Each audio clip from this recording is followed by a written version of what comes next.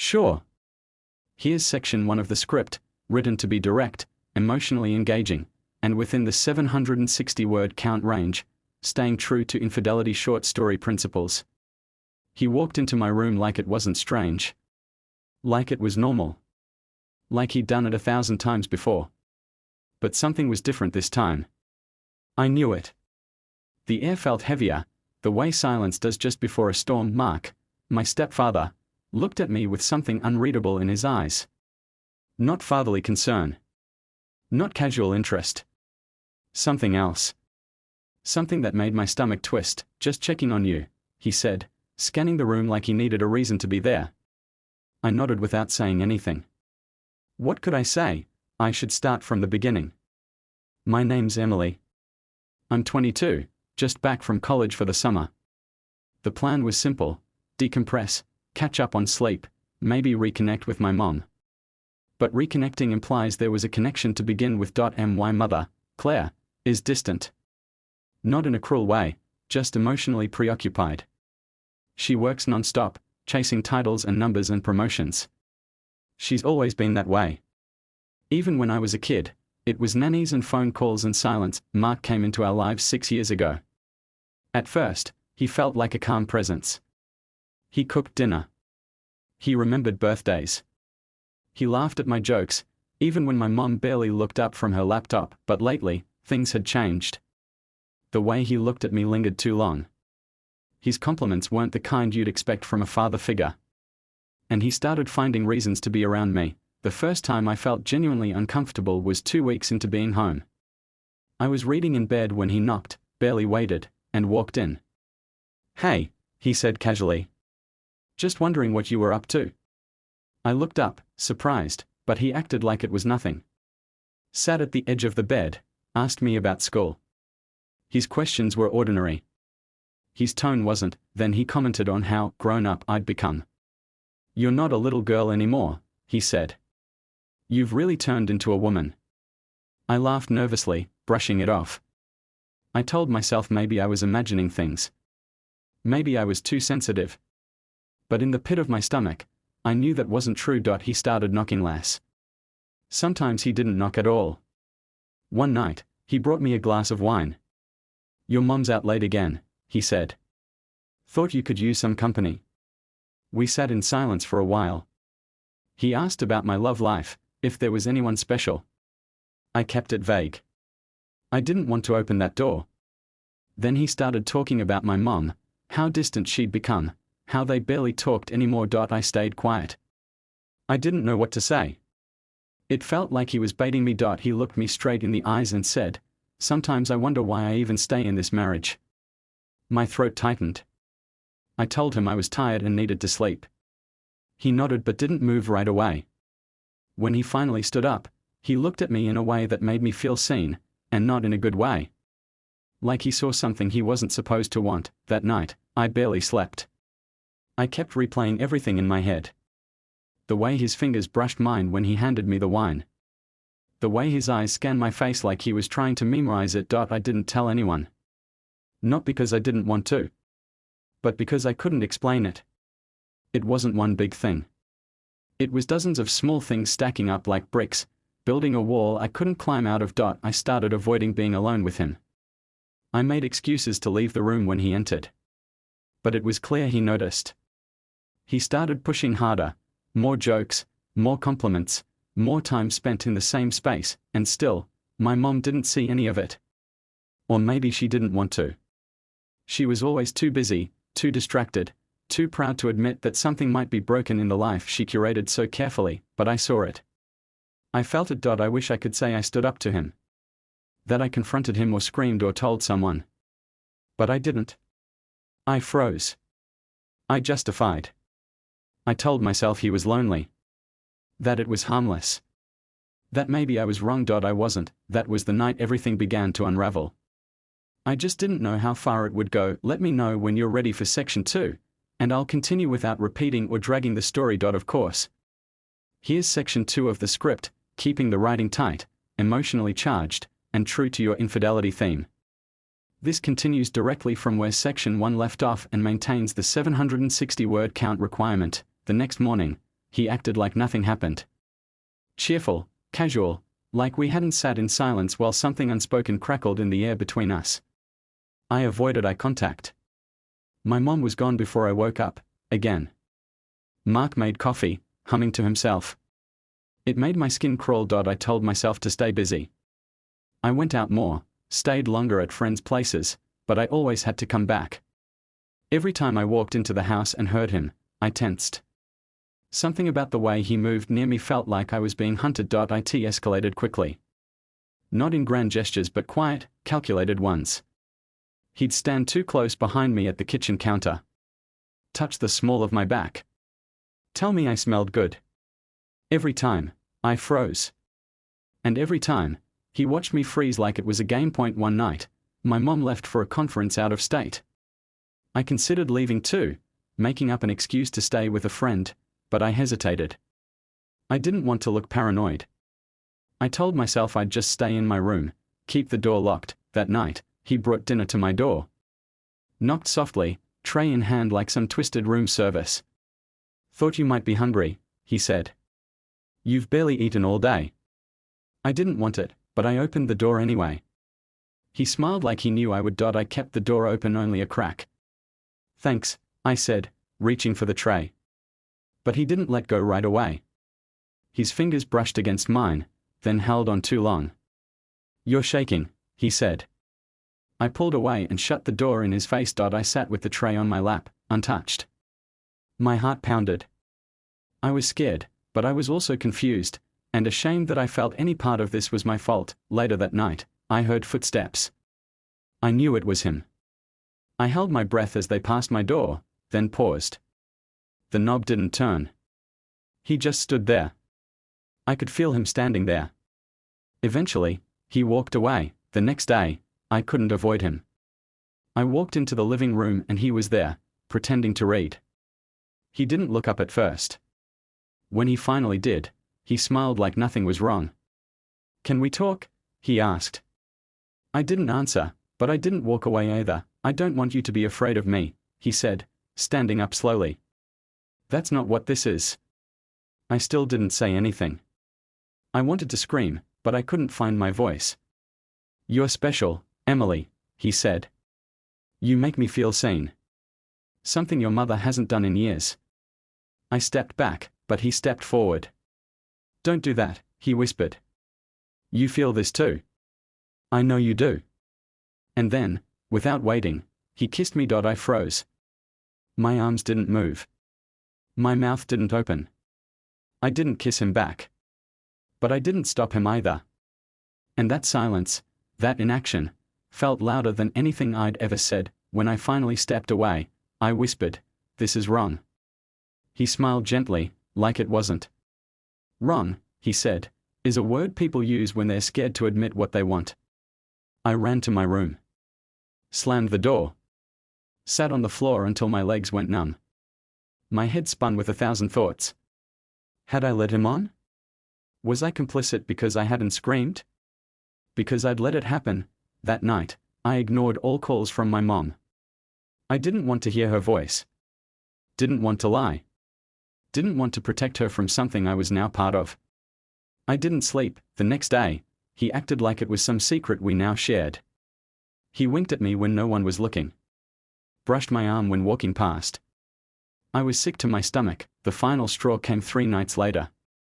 I was in my room, door locked, lights off, pretending to sleep. I heard the knock. I stayed silent. Then I heard the knob move. It didn't open, but it rattled. He whispered through the door, "I know you're awake." I didn't move. Didn't breathe. I waited until I couldn't hear him anymore.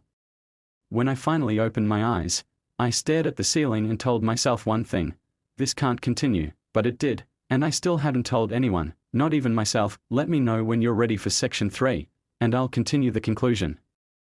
Here is section 3 of your script, written to complete the story with emotional clarity, final tension, and consequences, no repetition, no filler, and maintaining the 760-word minimum as requested. It didn't take much for the secret to consume me.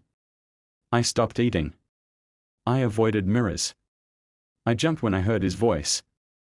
I couldn't look at my mother without feeling like a walking betrayal. The worst part? He acted normal. He smiled, made breakfast, left post-it notes for her like everything was fine. Like nothing had happened, but it had. The weight of it kept growing. Every day felt heavier. I started writing down everything, every word, every touch, every moment. I told myself it was a way to make sense of it. A way to take power back. But even writing felt dirty. Like I was documenting a crime I helped cover up. Then I made a mistake. I left one of the pages on my desk. Just one. I didn't realize it had slid under a book. I went out that day for fresh air, my only escape. When I came back, the energy in the house had shifted. My mother was in the kitchen, holding the paper. Her hands were shaking. She didn't speak right away. Just looked at me, then back down at the page. When she finally spoke, her voice was hollow. Is this real? I wanted to lie. I opened my mouth, but nothing came out. I nodded. She sat down. Her entire body collapsed into the chair like gravity had doubled. She didn't scream. She didn't cry. She just stared at nothing. I told her everything. Not in one breath, but in fragments. How it started. What he said. What I didn't stop. What I should have. She listened. Eyes wide, face blank. When I finished, she whispered, "Why didn't you tell me?" I had no answer she wanted to hear. He came home an hour later. She confronted him in front of me. He denied it. Of course he did. Said I was confused. Said I was dramatic. Said I probably wanted attention. I expected my mother to believe him.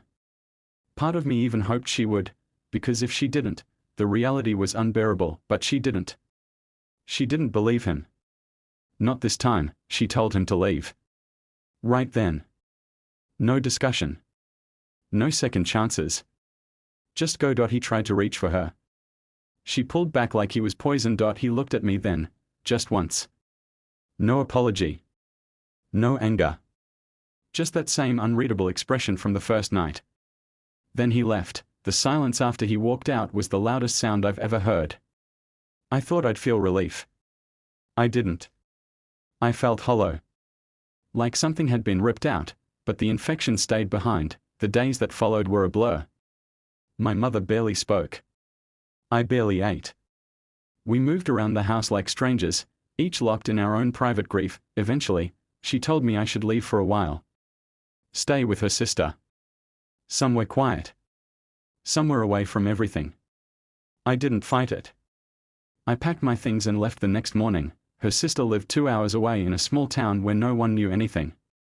She didn't ask questions. She just gave me a room, food, and silence. I slept a lot. I cried in private. I deleted every photo of him off my phone. The shame stayed. I didn't go back to college that semester. I told them I needed time off. They didn't press. I think the sadness was visible in my voice. I started therapy. I didn't talk about him at first. I talked about my mother. About feeling invisible. About needing to be seen. Eventually, I talked about what happened. The therapist didn't judge me. She didn't look shocked. That helped. One day, she asked me if I thought I had betrayed my mother. I said yes. She asked me if I thought I had betrayed myself. I couldn't answer. I still don't know if I was a victim or a participant. I know I didn't say no. But I also know I never wanted to say yes. My mother and I talk sometimes now. It's strained. Broken, maybe beyond repair. But we try. That has to count for something. Mark disappeared. Moved out of state, I think. I don't ask. I don't want to know. I share this now not for pity, not for drama, but because people assume betrayal always comes from the outside. Sometimes, it comes from the people who call you family. Sometimes, it comes from the people who watch you grow up and wait until they think you're weak enough not to say no. This wasn't love. It wasn't even desire. It was control. It was silence. It was slow, careful erosion. I survived it, but not unchanged, and I'll carry that with me forever. Absolutely. Here is section 4, continuing the story without repeating prior content. It remains focused, emotionally grounded, and within the 760+ word range, keeping the same tone and structure as before. It's been 8 months since I left home. Enough time for people to forget the rumors. Long enough for my mother to stop calling every week. We speak occasionally, always surface level, always polite. But underneath every word is the wreckage we never cleaned up. I still live with my aunt. It was supposed to be temporary, but I never made plans to leave. I don't know if I'm afraid to go back or if I've simply forgotten how to live anywhere else. This house feels like a waiting room I never left, therapy continued. The questions became harder. My therapist asked when I'd stop punishing myself. I told her I didn't know how to stop. She said forgiveness wasn't something you earn, it's something you decide to give. I didn't answer her. I'm still not sure if I believe that. I've stopped writing about him. For a while, every word felt like reopening a wound I swore I'd already closed. But it wasn't healing. Just scabbing over, then breaking again when I least expected it. It showed up in small ways, flinching when someone stood too close, staying silent when I should have spoken, avoiding mirrors on days when I couldn't recognize the girl staring back. Sometimes I wonder what I would do if I saw him again. Would I run? Would I scream? Or would I pretend I didn't know him at all? That scares me more than anything, the idea that someone could break me like that and still live rent-free in my mind. I tried dating. Once. It didn't last. He was kind, careful, respectful. But every time he reached for my hand, I froze. He noticed. He asked if he'd done something wrong. I told him no, it wasn't him. He said he'd wait until I was ready. I told him not to. I'm not sure I ever will be. One night, my mother texted. It was late. Just a single sentence, "Do you hate me?" I stared at it for a long time. I didn't know how to answer. I don't hate her. I never did. But I resented how blind she was. How she didn't see what was happening in her own house. How I had to carry the weight of protecting her from a truth that broke me first. I replied, "No, that was all." She didn't respond again. People like to label stories. Victim. Villain. Survivor. But real life doesn't work that way. I was a daughter who didn't scream. A girl who froze. A person who should have said something sooner, louder, clearer, but didn't. And I live with that. I still dream about that house. The hallway. The sound of footsteps when I was alone. Sometimes, I wake up gasping, heart pounding, drenched in sweat. Other nights, it's quieter. Just that same feeling of being watched. Like he never really left. Like he's still out there, waiting for silence. I've learned that silence is dangerous. It's where predators thrive. It's where doubt multiplies. That's why I'm telling this now. Not because it's easy. But because someone else needs to hear it. Someone out there is where I was, confused, ashamed, unsure if what's happening is real or just imagined. It's real. If you have to ask whether someone's behavior is crossing a line, it already has. If you feel frozen when you should feel safe, that's not love.